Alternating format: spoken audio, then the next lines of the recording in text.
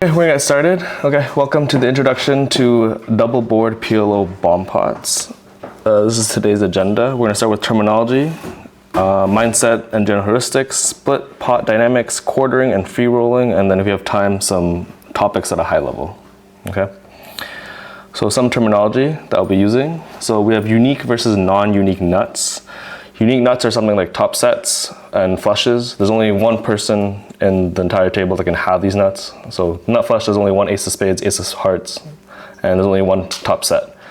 Non-unique nuts are like straights and full houses. Multiple people can have nut straights. Full houses, people can share the same full house if it's like paired board, queen, jack, but it's uncommon, but it's possible. With unique versus non-unique nuts, there's significantly greater pot control with non-unique versus unique nuts, and I'll get into that more later. Okay.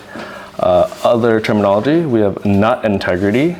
So flopping the nuts is great, but there's still the turn in the river, right? It may be the nuts on the flop, but nuts can change on the turn and the river, just like hold'em. Factors that affect nut integrity is like hand rank. So the better the hand, the better nut integrity. So top set is the nuts on the flop, but any turn can be, straight can be the nuts, flush can be the nuts, and a board texture. So drier boards means better nut integrity. So on really wet boards, a lot of cards on the turn can change the nuts presently on the board. Okay, so we have some examples here. So a set of kings on this board, I don't know if you can see it. Set of kings on a king 10 deuce with 2 diamonds. So set of kings is great, it's nuts, but any ace, queen, jack, or 9, or any diamond is gonna kill your action. And then similarly, nut straight, it is a better, higher ranking nuts, but same thing, it's 10 jack of diamonds, any diamond, any board pair is gonna kill your action. Okay, so now we're going to mindset and general heuristics. So it is a bomb pot. Everyone's in there with anything. So there's no, you know how to hold them, your pre-flop ranges. Everyone's in there with anything, right? What's garbage hand pre-flop could be the nuts on the flop. It is not no limit hold'em. It is PLO. So value thresholds are a lot different, right? So top pair and 2 pair no limit hold'em is great, but in PLO, not so much, especially with bomb pots. Okay. And what people forget is the split pot. Most of the time, you're just winning half the pot. So you have to count for this when you're calculating your pot odds and when you're dumping stacks into the middle. Okay.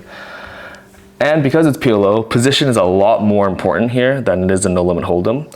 Late position has significantly more advantage than it does early position. Because position, you can see everything happening, right? And my personal recommendation is that small blind, you check 100% everything. Even if you have the super nuts, just check, right? Because check potting, when you check and then re-pot, if you have the nuts, you want to build a pot, right? Assuming you have strong nut integrity, you want to build a pot and you want to price out anything that's trying to call, like trying to draw out the nuts, like nut flushes, nut straights, so on and so forth.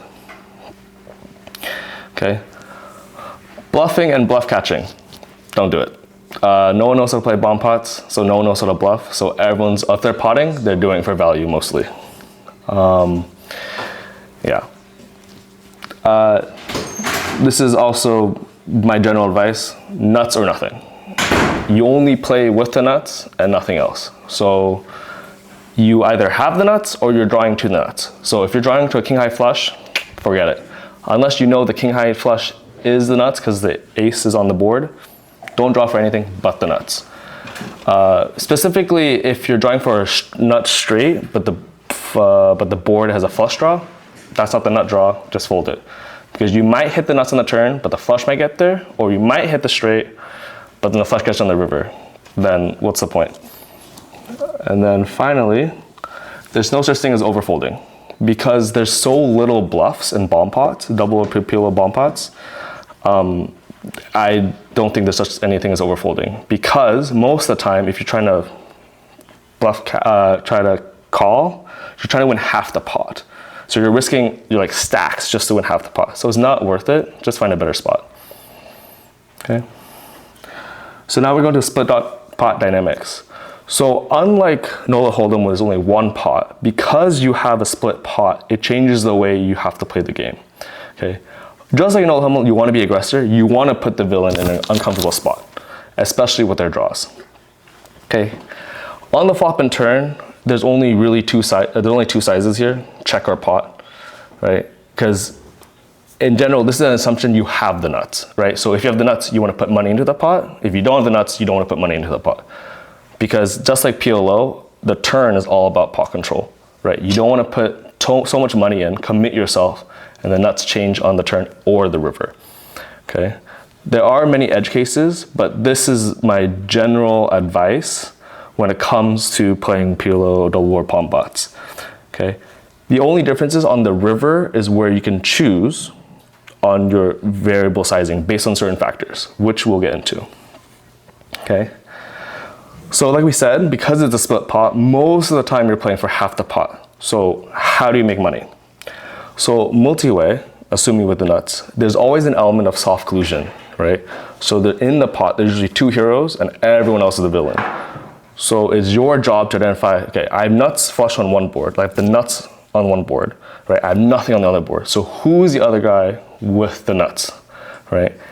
In this case, you're not potting, right? Or you should avoid, if the pot's small, you maybe can pot, but you're avoiding trying to make a big bet because you're gonna fold out everything that's not the nuts and get only the nuts to call. That means you're gonna split your money and the other hero's money. To make money, you need to split a third guy's money or multiple other people. So you want multiple callers so you can chop their money. So this is the number one mistake I see when it comes to bomb pots, is that when they see, oh, I have the nuts, they just pot, and they get everyone to fold, except for the other guy who has nuts on the other board, so they make no money. They're just chopping their money back. So it's important here that when you have a multi-way on the river, you want to bet relatively small to get them to, I have two pair, I have second nuts, I have to call. Okay? Now heads up is a lot different because now it's just you versus one villain. So when you have nuts on one board only, you're most likely chopping, right? So you just want to blast them off the chop if possible by just potting, just dumping money into the pot, because you cannot lose, you can only chop, right? So if you just pot, put max pressure, like I said, you cannot lose. If they fold, you win the pot. If they call, you just win your money back. Nothing much, okay? So now we're going to something quartering and free rolling. This is where you make all your money in bomb pots. They do not come often, but this is very important. So quartering, as you guys may know, when you scoop one board and chop the other, so you win 3/4 of the pot, the opponent wins 1/4 of the pot. This is a result of non-unique nuts on one board. So you both have nut straight on one board, and you have something a little better than the opponent on the other board. So you chop one board and you scoop the other. Free rolling is where the villain cannot win on your board, but you can outdraw them on their board. These spots are really rare, but they are insanely profitable. So identifying these spots is where you can make most, if not all, your money in bomb pots. Okay, so how do you identify these spots? You have to have nuts on one board with a very strong draw or redraw, and or a hand on the other board. So I'm gonna get into some examples. So this is a quartering example, right? So I don't know, so you have 6-5-9 on the flop. So the nut straight is 7-8. Both players have the nut straight, but because you have king jack, you have two pair on the other board. The hero has just a pair of eight, the villain only has a pair of 8. Because of that, you win. You both chop the nut straight board, but you scoop the other board because you have two pair. So if you were the villain, in this case, you would not be dumping money into the pot. Even though you have nuts on one board, you only have third pair on the other board. Here, you're just calling. You're not potting, you're just check calling. But as the hero, with this hand, two pair, even though it says not that strong, but because you have nuts on one and two pair on the other, you can dump money in the pot. Does that make sense? So this is a free rolling example. So I actually played this hand online. So the hero, you have ace 8, 8, and a 7. So you have top boat on one board, nothing on the other, but you have open-ended straight and a nut flush draw. The villain has nothing on your board, but has top set king. So he has the nuts presently, right? So in this case, you as a hero are free rolling the villain because you have both on your board, but you have a really, really strong draw on the villain's top set board. So when you see that the villain pots, in this case, you're assuming they're only playing the nuts. If they're potting, you assume that they are playing with nut kings. Pocket threes is a possible hand, but unlikely. So because of this, even though the top set, for them to route draw on your board, they have to hit one out. On your board, you're hitting open-ended and a flush out. So in the most of the time, you're chopping, but when they're dumping, trying to get money all in the middle, you can play for stacks. So this particular hand I played online, the ante was $2.50. On the flop, the pot became over 1K because he pot, I repot, he repot. So we just dump all the money in. He had this exact hand, and he could not beat me on my board. On the river, I rivered a flush, and so I scooped the whole pot for 1K. Yeah. So these free roll examples, they don't happen very often. It's actually quite rare. But when you do find these spots, you just want to get all the money in the middle because any turn for the top set of kings is going to kill their action. They're not going to put any more. If the straight gets there, the flush gets there, their top set is no good. They're not going to put any more money. You just want to get them put all their money in when they say, oh, I have the nuts. I have to put my money in, right? And then after that, all the money's in. Whatever the run out is, the run out is. But you have a chance to scoop their entire stack. Okay, and this is why I talk about the concept of weak nut integrity. On this board, top set of kings has really, really weak nut integrity because there's so many draws here. Even if I had top set of kings, I wouldn't pot here. I would wait for the turn, evaluate the turn, then I would pot. Again, it's a concept of pot control. You don't want to dump money crazy if your nuts are not that strong. Okay, so more topics. Backdoors. So again, it's like PLO. Backdoors are very, very important. Backdoor draws are great to create free rolling spots, redraw to better nuts, and coolers overall. So if I go back to this example here, so this is when we have the nut straight and just top pair on the flop. So ignoring the turn and river, we just have tops, nut straight and top pair. What's interesting to notice that we have a backdoor flush draw. So even though we're probably gonna be, there's a possibility of quartering here, either we get quartered or we're gonna quarter someone else, there is a backdoor clubs here, which makes this very important. Because we have the jack clubs and eight of clubs, there is a chance that if there's a club on the turn, at that point, we do wanna start dumping money into the pot, assuming it's a safe turn. Because with a top pair and a flush draw, any hand that has nuts on our board unlikely has a hand that beats us on the second board. Because we have top pair, right? Sorry. No worries. There is, and that's why we get to the second point of the concept of blockers, right? Because of the bomb pot, you're playing nine-handed, full ring of bomb pot. All the cards are out there, effectively. At the end, there's only about 6 cards that aren't being used. 3 in the burn and 3 that are left over. Because of that, and since you know everyone's kind of playing the nuts, everyone's going to be repping the nuts. Like they're only going to be playing the nuts. So you can tell that based on this board, right? So let's go back here. If you can tell, right? It's really hard for someone to have pocket sixes. And pocket sixes would be a set on both boards, but they wouldn't go that crazy because pocket sixes is not the nuts here, and pocket sixes is also not the nuts here, right?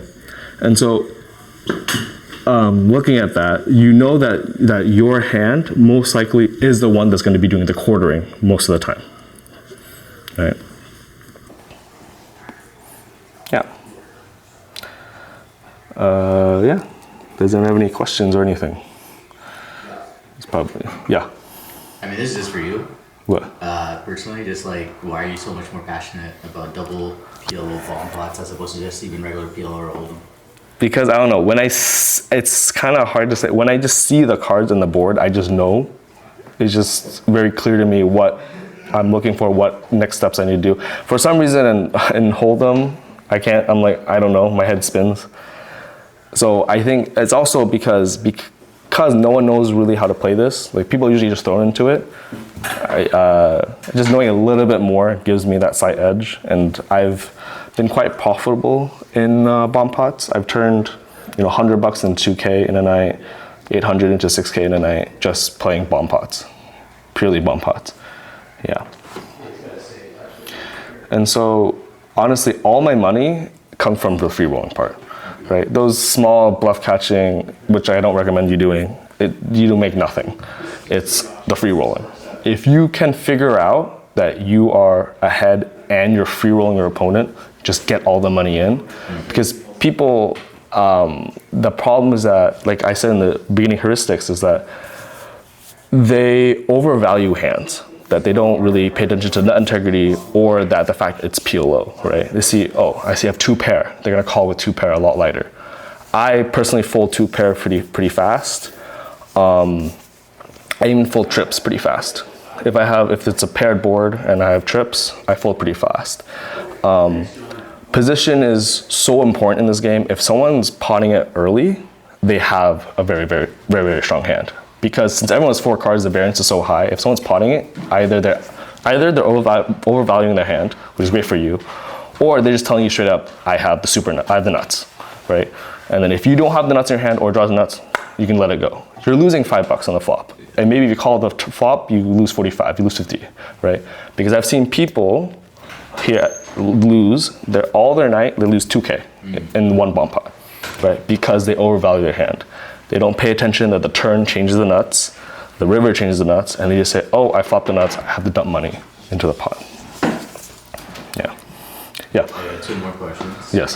First one, I know you talked about a couple of them, but like, just what are the most common leagues that you would see people who often, just participate in bomb pots, and then what are like some hands that people just overvalue? So 2 pair, they say, oh, I have a boat draw when they have 2 pair. It's bad. Because, especially, let's take a look at this one, for example. I have 6-5 here. And I'm like, oh, I'm gonna call because I'm at 12. The board pairs a 6. Great. Someone has pocket kings. You're dead, right? It's in PLO, as far as I know, and for bomb pots, it's just that you just want to avoid being put in spots where you're getting coolered, right? That's why even though, oh fuck, I would have won the pot, you're gonna win half the pot. You maybe win like $30, right? So it's okay, you miss out on $30 of value. Who cares? It's the important spots where you're not getting coolered, you're doing the coolering, and you're doing the free rolling / quartering, right? And so that's why I always say there's no such thing as overfolding. I've folded sets, I've folded flushes, I would have won, but it's like, I have to call 200 to win maybe $100. It's not worth it, right? Again, it's the free rolling spots you wanna, so another common leak I see is that, like I said, people draw the king high flush, right? Even though, yeah, you have blockers, the flush, whatever. Just like PLO, like the best hand in PLO is double suited aces without the king, because you want to keep those coolers in, right? Because I have a king high flush, it's second nuts, I have to call. King high flush, I just let it go. Unless I have a super draw with the king, I don't call with a second nut flush. Especially because it's 9-handed, someone's gonna have the ace-x of clubs, right? Yeah. So, from what you said, it seems like 2 pair is kind of the hand that you don't want to get too deep with? No, it's garbage. It's garbage, yeah. Because there's so many things that can change on the turn and river, it's not worth it. There is cases where 2 pair can be good. If you're late position and everybody checks around and you have 2 pair, you can pot as a bluff. Which again, I don't recommend bluffing, but you can, it's a mergy bluff value. Because you have 2 pair, you block top sets, you block sets. But I wouldn't recommend it unless you're confident. Because every time I do it, sometimes I scoop the pot and I win like $45, but sometimes they call and then I shut down and I lose $45, right? So in the end, it's not really worth it.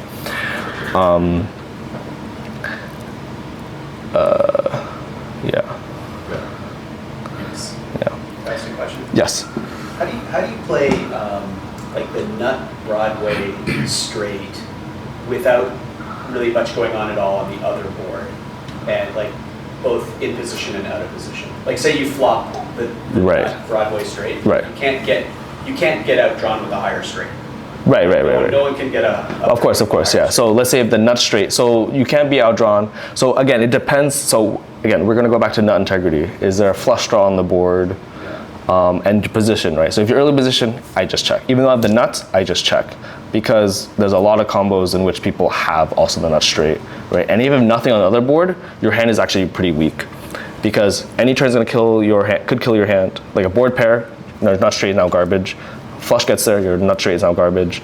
And if you have nothing on the other board, you could probably get quartered a lot of the time. You mentioned earlier, like if you're in early position and you flop like the nut, like you have the nut flush or the nut straight, that you might check raise.